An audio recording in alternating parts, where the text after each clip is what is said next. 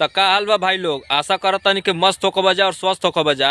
भाई लोग एगो हम वीडियो देखनी एगो भाई के, इतना मने उनकर विचार और बोली हमके अच्छा लगल ह। कहने के काहे ना एगो उनकरी पर वीडियो बनावल जाए। हालांकि आज के दौर में राजनीति मने इतना मने कुछ ज़्यादा ही होता हर जगह। अब भाई हम राजनीति ना करे नहीं, लेकिन का कही जाए वीडियो देख के हमरा के अच्छा लगल तो कहने के नहीं बनाही के पड़ी वो वीडियो।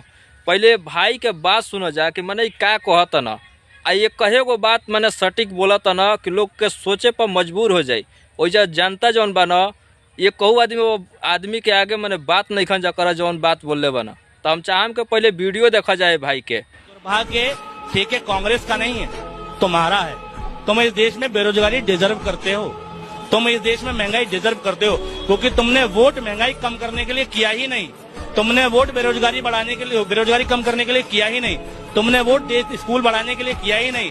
भाई तुम स्लोगन क्या सुन रहे हो? अयोध्या तो झांकी है, काशी मथुरा बाकी है। ये वाला स्लोगन क्यों नहीं सुन रहे कि दिल्ली का स्कूल तो झांकी है और पूरे भारत में स्कूल बनना बाकी है?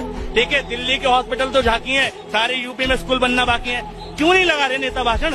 तुम मंदिर मस्जिद खेलते रहो, तुम्हारी नस्लें मंदिरों में जाएंगी, मस्जिदों में जाएंगी, और फिर क्या करेंगे? तो हिंदू में मुस्लिम, तो हिंदू में मुस्लिम। लड़ो, लड़ना मुबारक हो।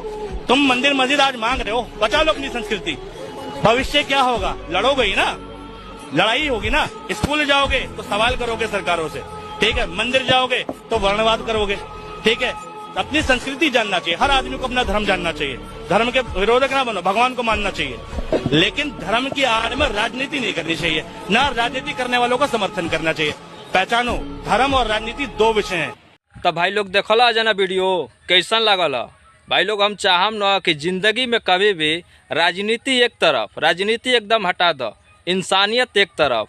कभी भी भाई केहू के सेवा कर, मजबूर के मने सहायता कर, वो चीज़ पर ध्यान द, राजनीति वाला चीज़ पर मत ध्यान द। भाई हम इतने चाहब, इंसानियत अगर रही तारा अंदर तो कभी भी इंसान के तरफ तू देखबा, ध्यान देब। तो राजनीति में भैया ध्यान मत द जा। राजनीति मैंने सबके खराब करेला, हम इतने जाने नहीं। तो ना हम राजनीति करे नहीं, ना राजनीति बतियावे नहीं। भाई लोग अगर अच्छा लागल हो वीडियो तो हमरा भी चैनल का सब्सक्राइब कर लिया जाए और बेल आइकन के दबावे का मत भूलिए जाए।